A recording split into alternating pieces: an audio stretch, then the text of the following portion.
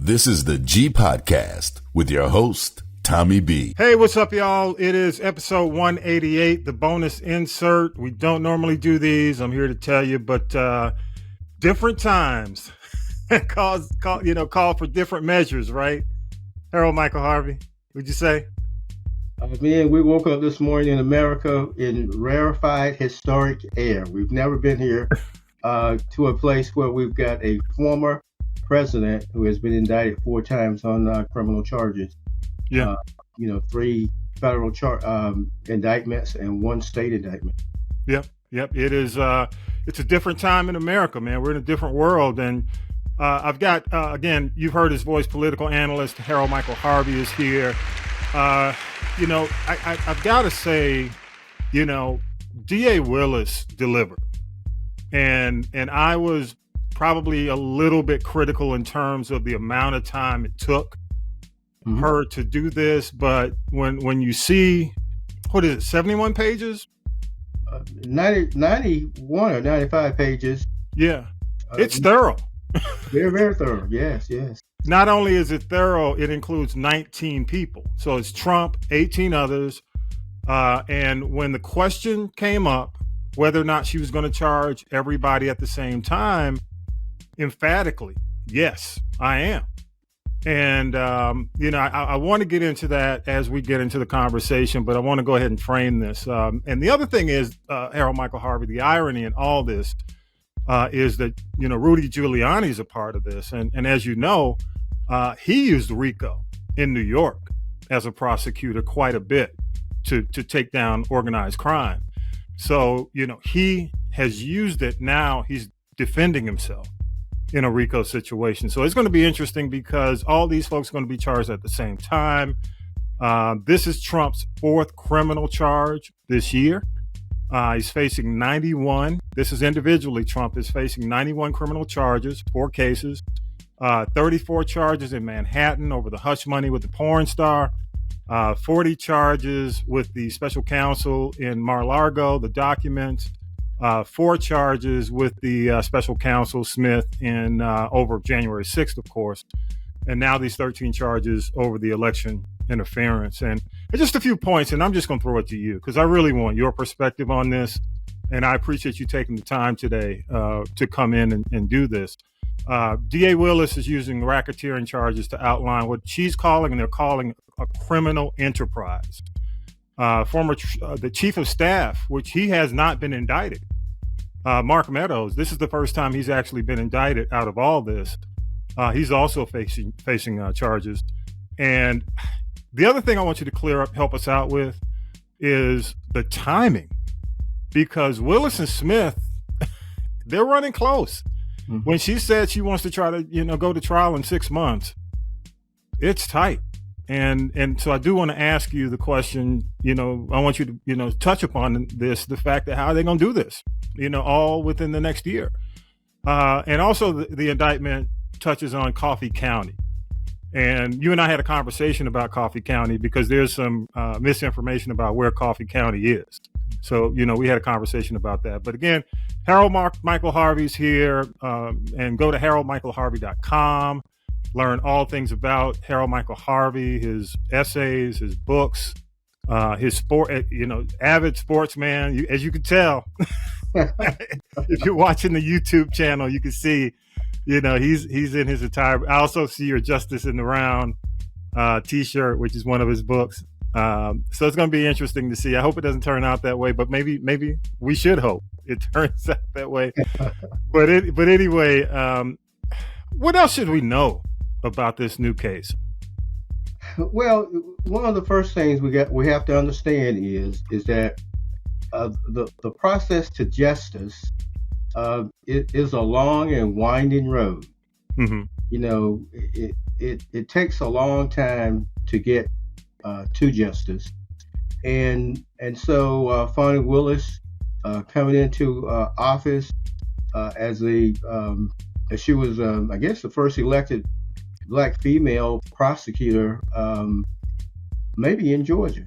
I know she was the first one in Fulton County. Mm-hmm. And as soon as she takes the oath of office, the second allegedly perfect phone call was made. Donald Trump calling into the Secretary of State of Georgia, asking him to find just enough votes by one that will put him over the top and swing the Georgia Electoral College to him, and thereby enabling him to remain in office for another 4 years. And so she had a dilemma. What do I do? So she set up a grand jury to investigate what had taken place during the election of 2020. And that was about a year-long investigation. And so the special grand jury took its time and interviewed about 75 witnesses. And they wrote a report and said that multiple people should be indicted for what took place around the 2020 election here in Georgia. And so then finally took that information and impaneled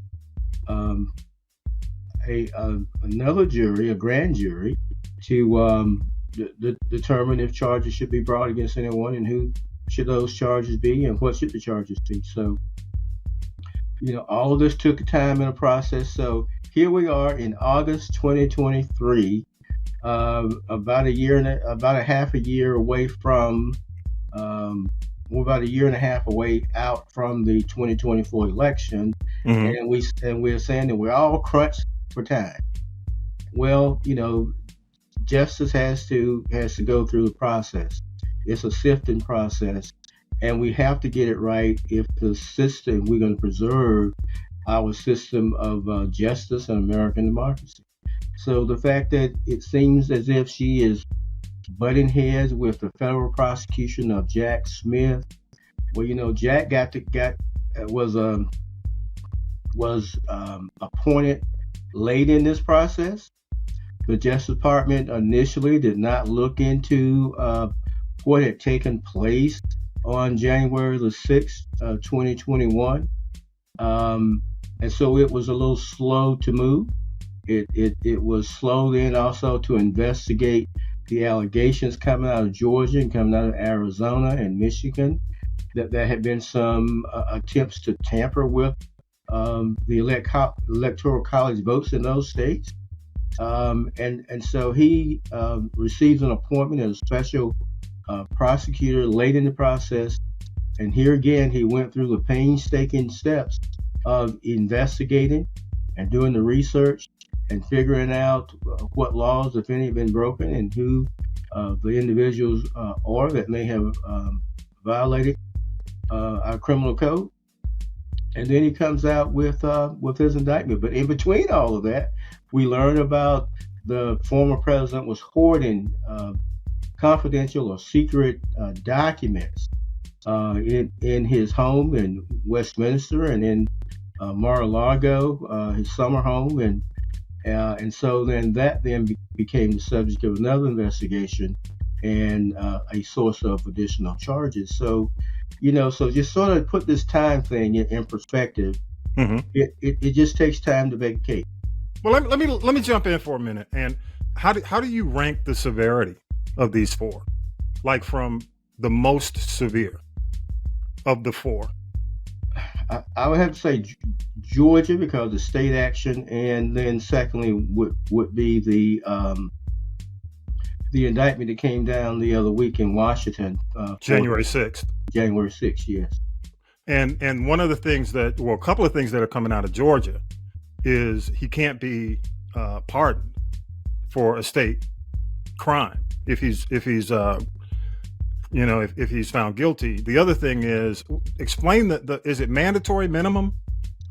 There's a mandatory minimum sentence under the RICO statute of 5 years, which means that he could anyone convicted under RICO could get more than 5 years. But coming to the door, there's a mandatory 5-year minimum that you have to serve before you can be considered for parole. Wow. So I've been saying, I'm the conspiracy theory guy. I've been saying two things that could possibly happen. One, he's convicted, and in the majority of all these cases, okay? found guilty, and they basically cut a deal, overriding deal with him that says, okay, you can either go to jail or you can agree to get out of politics completely. And they basically almost exile him. We don't want to, you cannot talk about politics. You can't get involved in politics. You have to dissolve your ownership in the social media. You can talk about anything entertainment related, your business ventures, but you can't talk about anything endorsing. You have to get out of politics. That's one way. And the other way I see this whole thing going down, and it's unfortunate because of the way, the aggressive nature. You know, when the DC judge said to him, one, you can't witness tamper, and you can't break any laws. He's done both. Wouldn't you say he did it with by stepping in Georgia and telling the former lieutenant governor, hey, you can't, you shouldn't testify. He broke a law by doing that in Georgia, and he also witness tampered. It was like a 2-in-1. So my point is, the number two thing I was saying is it's going to turn into Amon Bundy. He's going to, David Koresh. He's going to, get his Second Amendment folks together. And next thing you know, it's militia time, regardless, he's just going to, how do you say it? You know what I'm talking about. You remember Waco. I do. Yeah. And what's going on with Amon Bundy. I think those are the two things that could possibly happen. So, with that said, what do you think's at stake in all this? Well, let me sort of distinguish something that you talked about, and that is, if that was a plea deal, and one of the options on the table was that you couldn't run for public office again, I think that's a legitimate proposal to a criminal defendant in the situation that Donald John Trump finds himself in today in Georgia. But then that part about you can't talk about politics, well, you can't restrict his First Amendment right. But let me ask you this though, because he will be considered a convicted felon. Yeah, even convicted felons still have the right to speak their mind. Okay.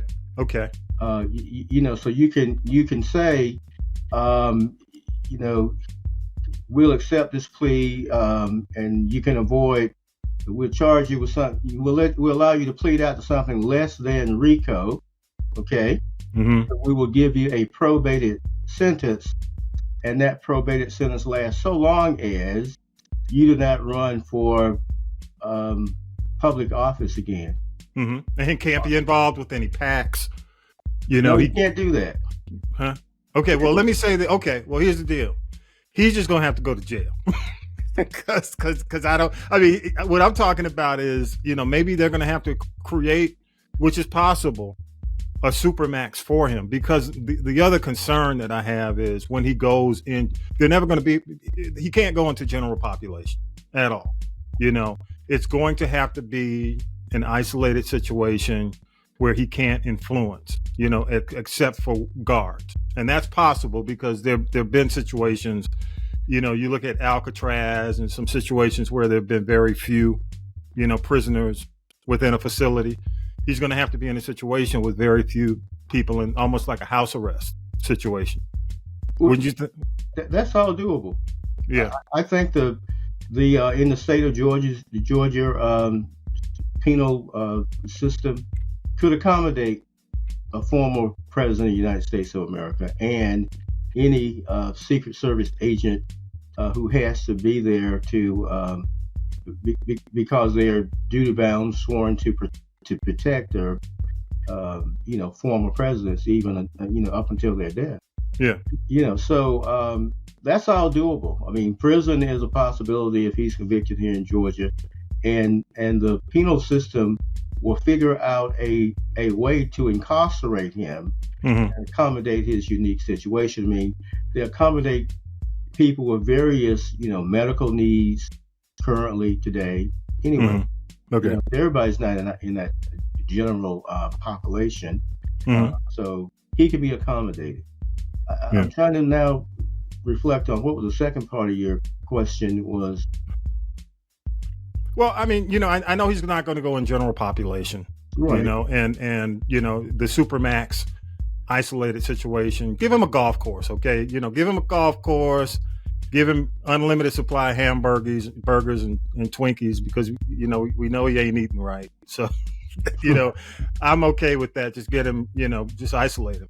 I don't know. We'll come back to it. But the other thing I do want to ask you, because we have limited time here, with Fani Willis and the DC judge, you're dealing with two black women.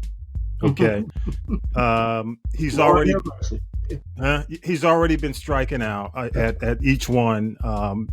Fani's getting death threats.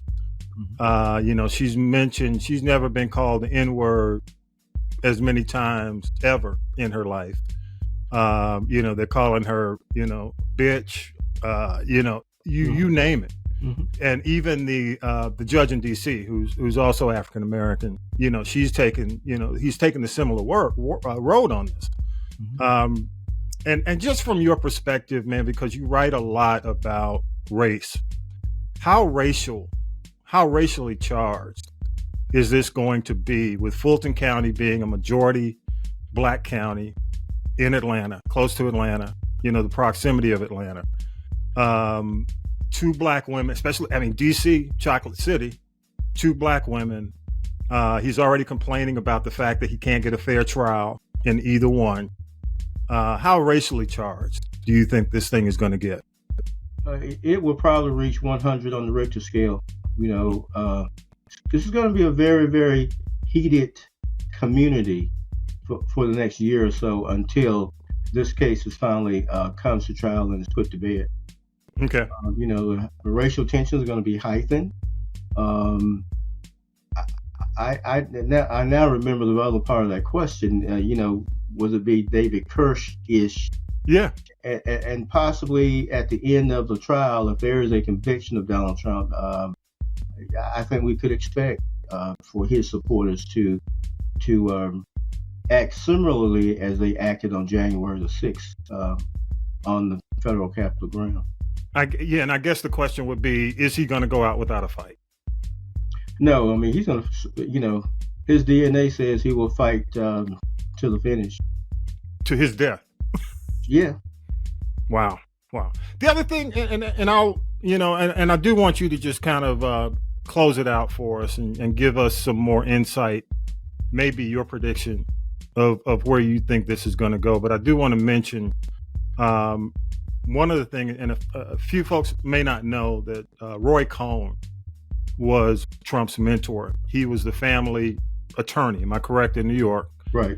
He taught him a lot of the tactics he's using now. One of the tactics was using the National Enquirer and digging up dirt on people. He's already started using some of that, or attempting to do that, with Fani Willis in Atlanta, saying that she was connected to a former gang leader or, a drug dealer. How messy do you think his usage, because I think he's using it against the Republicans. I think he's using those tactics to dig up dirt on his party members to keep their loyalty. How dirty do you think he's going to get from that standpoint, digging up dirt on and are they going to let him get away with it? Can they continue? Because I think that steps over that's above the pale. Well, in Fani Willis and Judge Chunkin in Washington D.C., mm-hmm. Donald John Trump has met his match. You just do not mess around with black women, because they're very tenacious. Donald John Trump may have had Roy Cohn to teach him some things, but Fani Willis worked under Wayne Kendall, one of the most persnicketous black lawyers in the state of Georgia. Yeah, no Wayne. She learned some good things and she learned some bad things. So he is in for a dogfight. Trump is in for a dogfight. He don't know that he just tore into somebody who will not back down from him and will fight him toe to toe. She'll go on the mat and she will fight toe to toe. until she claimed the victory that she's seeking. Good. So I think it's going to take care of itself. He just don't know the trouble he's in Georgia and the trouble he's in D.C. messing around with these black women. So they don't mess around.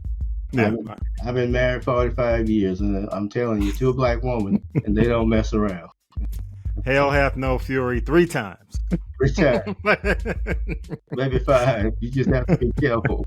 All right, man. Harold Michael Harvey, close us out, man. Give us either some hope or some concern as we move forward. Well, I mean, you know, this is as I said, we're in some rarefied historical air. Mm-hmm. It was never happened. So in that sense, it's a sad day in America today. But you know, the wheels of justice are turning, and I think at the end of this process, both here in Georgia and also in the District of Columbia, and also down in Florida, that justice is going to prevail, and our democracy is going to be saved. And then, to me, the lesson that we shall learn from all this is that people should find persons of good character and integrity to vote for. It's one thing to say that, you know, I like his policies, but I don't necessarily like the type of person he is or things he does. Mm-hmm. Well, there's a reason why in the past, you know, we put honesty and integrity above slime balls. And that is because, you know, you can count on a person of integrity and honesty to make decisions that's in the best interest of the common good. You know, so we've gotten away from that. And I hope that at the end of this process, that the American public will get away from this partisan politics and begin to vote for people with integrity and honesty. And because if you do that, you'll always find a fine man or woman in an office who will make decisions that's in the best interest of the country or the state or wherever we are. Excellent, good stuff. Keep the faith, because it's been a long, justice is a long process, as I began with, but I think in the end, justice will prevail. Good stuff. Thank you again, Harold Michael Harvey. Go to haroldmichaelharvey.com. Find all things Harold Michael Harvey, and definitely count on us. Can I count on you to come back for any major updates and do a little bonus every so often? And it seems like every so often is going to be happening quite a bit with what I'm hearing so far. Whenever there's some breaking news on this issue, I'll be glad to come back and talk to your public. Hey, there you go. You heard it. You committed. Thank you so much. HMH, Harold Michael Harvey, thank you so much, sir. Go to castropolis.net. Love your feedback. Hit us on the People Poll. You see the big orange button. Hit that. You can leave it on your smartphone. You can do it on your computer, wherever you have a microphone. And with that, special bonus episode for episode 188 is in the can. Thank you again, Harold Michael Harvey. To all y'all who are checking us out, don't forget we've got a full episode 188 still on demand. Check it out. But peace and power to the people. Y'all have a great day. Have a great week. You've been listening to the G Podcast with your host, Tommy B. The G Podcast is a production of the Castropolis Podcast Network. Thanks for listening.